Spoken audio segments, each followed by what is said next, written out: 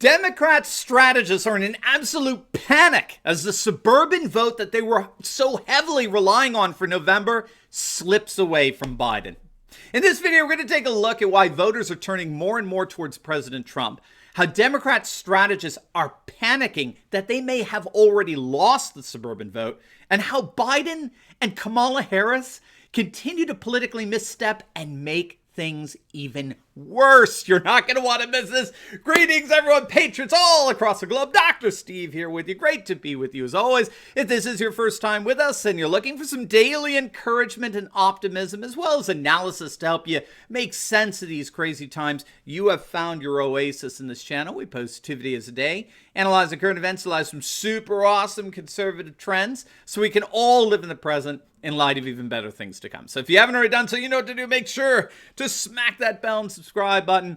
It'd be an absolute privilege to have you as a regular part of this channel where each and every day we together celebrate the inevitable collapse of left-wing globalism and the unstoppable rise of a new conservative age. Now, before we dive into things here, let's give a huge shout out to sponsor this video, and that is our good friends over at BioTrust. You know, with our rapid advances in science over the years, there really are much more powerful and effective ways to boost your immune system than just taking mega doses of vitamin C.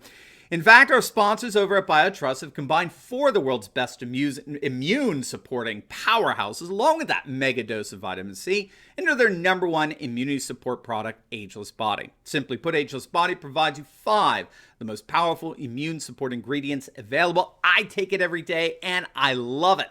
And if you click on the link below today, you can now get Ageless Body at their lowest price ever, up to 51% off with free US shipping to boot. So do not wait. Click on that link or go to agewithsteveturley.com and give your immune system an awesome boost today. All right, everyone, let's dive right in here. Politico is reporting today that Democrat strategists are in an absolute panic as they're witnessing suburban voters shift dramatically away from Biden and towards Trump. Here is just an excerpt from that article. Quote, interviews with more than 24 Democratic Party officials and strategists in the suburbs reflect widespread concerns about the political volatility and potential allure of the president's law and order message. In Pinal County, Arizona, where thin blue line flags have proliferated outside Phoenix and Tucson, Holly Leon, chair of the local Democratic Party, said, there is that little sort of unsettled feeling in people because we can tell that Trump's messaging is grabbing hold and it is working. Let me translate that for you. We, the Democrat strategists, have internal polling that shows that suburban voters are moving quickly away from Biden and embracing President Trump's policy of law and order. Now, I'm sure you all know by now that Democrat strategists are pushing this whole absurd notion of what they're calling a red mirage. Have you heard this? The red mirage is the Democrats admitting that Trump is going to win in an absolute landslide on November 3rd, on election night. The nation is good. The maps could be covered red. And so what Democrat operatives have done is they're trying to train their compliant, loyal SEALs in the mainstream Marxist media to echo each other on a monophonic chorus that claims, "Oh, this is only an apparent landslide because we haven't counted all the mail-in votes, which we won't know for days from now." Now, I know a lot of you are concerned about that, but I wouldn't worry that much about it. It's an admission. Right? I don't see it as anything more than the continuation of attempting to delegitimize the Trump presidency, and they need some kind of excuse to relativize what they're increasingly seeing. Again, what Democrats, mind you, what Democrat strategists are increasingly seeing a massive Trump landslide in November, and they need some way to discredit it, right? So and by the way, don't trust the opinion polls. We've talked about this. Opinion polls don't appear to capture the voting patterns of the electorate anymore. Instead, we here on this channel, we have found that the model of Helmut Norpoth is very helpful in understanding election trends. Helmut Norpoth of the University of Stony Brook, he has the best record in predicting presidential elections. His algorithm predicted almost every single election rightly since 1912, if you can believe it. So we got a predictive model that's been predicting elections accurately for over 100 years. And he's predicting that Trump will win in a landslide with 362 electoral votes, which is what basically Obama got in 2008. And keep in mind, that unlike Obama, who lost votes in his reelection, he lost over 30 electoral votes in his reelection. Unlike that, Trump would be more like Reagan and actually increase his electoral vote total for his reelection. But what Democrat strategists appear to be recognizing is Democrat voting blocs appear to be feeling the fatigue of the race riots going on in our nation's cities, particularly Portland and Kenosha. Now, before we get into that, I do want to make sure you know that we've got a great gift for you. It's called our Fake News Antidote. It's a compilation of about 20 sites that I go to for my news each and every day, and you can download it completely free at the link down below in the pinned comment section. I think you really, really love it. If you're looking for alternative news sources that celebrate the rise of a new conservative age all over the world, then these are a list of your go-to sites that you will definitely enjoy. And it's yours absolutely free by just clicking on that link below in the pinned comment section. It's my gift to you. All right, so Democrat strategists do appear to be recognizing that their voting blocs are starting to get very weary and frustrated with the race riots. Now, again, this is from the Politico article. Quote, one of the strategists described a focus group in which white college-educated women reacted to the protests by discussing their own property values, and in one woman's case, her family's mortgage. White women who have college degrees are starting to really get sick of this, the strategist said. Some state polls are showing signs of it. In Pennsylvania, critical swing state, a Monmouth University poll released last week found that Biden's lead over Trump had narrowed statewide and that Trump was leading Biden by 2 percentage points in 10 swing counties, including some Philadelphia suburbs, erasing a large advantage Biden had built there earlier this year. Now, if you're a regular to this channel, and if not, make sure to smack that bell and subscribe button. But if you're a regular here, you'll know we predicted that. We predicted this months ago. We predicted that the race riots that were sweeping across the country were red-pilling Americans like never before. And we knew this would happen based on a Princeton study that found that riots and acts of civil violence and destruction have the effect of making America more conservative.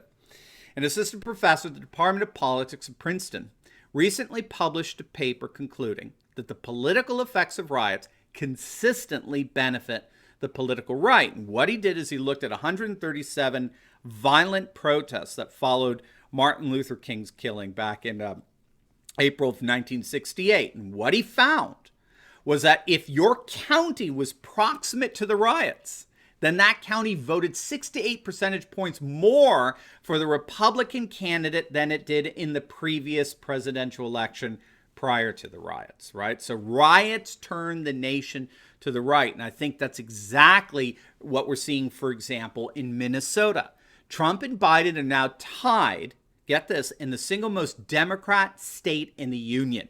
Minnesota is as blue of a state as they come. It has not voted for a Republican candidate since 1972. Trump and Biden are tied in a state that hasn't voted Republican in 50 freaking years. And the reason for this seems rather obvious given what we're seeing with the suburban reaction to the riots. Minneapolis was the center of it all. It was the epicenter with the whole George Floyd incident happening there. And we're seeing counties in proximity to the riots turn to the political right. And the same kind of pattern identified by this Princeton study. Now, Red State is reporting that there is indeed increasing evidence that the Democrats may have already lost the suburbs. You probably heard about the so-called shy vote, okay? This was originally reported by The Hill. These were a group of voters who are reticent, right? They're too shy, as it were, to reveal that they're voting for Trump in November. So this is your literal silent, your mute majority, okay? Research has shown is that the silent majority, who are not as exhibitionists and they don't take to the streets shouting out their partisan allegiances, research is showing that the silent majority actually has their own subgroup known as the shy voter. And what they found is that the shy voter is actually a huge group of people who plan on voting for Trump in the upcoming election. Almost 12% of Republicans and nearly 11% of independents were so-called shy voters who break upwards of 2-1 for Trump. And that gives him about a 3% hidden bump in the polls. In other words, take whatever opinion poll you're looking at, right? You always take it with a grain of salt, and then just give Trump another 3 points. And that's going to be the more accurate assessment here. So it's very likely that Biden has actually already lost the suburbs. And in our next video today, we're going to look in detail at another indicator in all this, which is the surging gun sales that we're seeing, especially among first-time gun buyers. We're talking millions upon millions of new gun owners who most likely will not be voting Democrat in the fall, right? Have you noticed, by the way, the Democrats have stopped talking about gun control? Have you noticed that? What a loser issue that's become, right? Your Second Amendment rights have never been safer. And as all this is going on, what is Kamala Harris doing? Well, she goes out and she meets with the Kenosha shooting guy, the victim, Jacob Blake, and says how proud she is of him. Now, just in case you need a little reminder, Jacob Blake has a history of gun crime, and he had a warrant out for his arrest at the time of his shooting. In fact, it's now being reported that Blake has a history of assaulting police officers and resisting arrest. The warrant for his arrest was issued just days before the shooting incident. He was convicted of a sex crime and the like. He's been charged with 1 felony count of resisting arrest, causing soft tissue injury of a police officer, and a misdemeanor count of carrying a concealed weapon while intoxicated. I mean, we could go on, and this guy has a rap sheet a mile long. And we know he was involved in resisting arrest in the past. And we know from video that he was resisting arrest in Kenosha when he got shot. He was reaching into a car. And when he was told by a police officer to comply, he was clearly reaching for something. And that's when police officers shot him. So what the heck is Kamala Harris doing? Saying she's proud of him. Well, you know what she's doing. She's doing what she's always been doing. She's pandering. She's pandering to the BLM vote. She's trying to keep the black urban vote in the Biden camp. But again, you can't have it both ways. You can't be running a pro-urban, pro-BLM cosmopolitan campaign on the one hand, and at the same time attract suburban voters who are doing everything they can to defend themselves from urban riots and rot on the other. And so it seems that Trump's strategy of defending law and order, of unequivocally denouncing the urban riots and rot, and in turn defending law enforcement and law-abiding communities is indeed winning. And it's causing Biden and his strategists to panic as their chances for a successful November are more and more slipping away. Now, before you go, make sure to like this video, comment down below, and subscribe to my channel. And you will definitely want to check out my latest video I just uploaded on how Black Lives Matter is going hysterical as Antifa radicals set themselves on fire. You're not going to want to miss this, so make sure to click on the link, and I'll see you over there. God bless.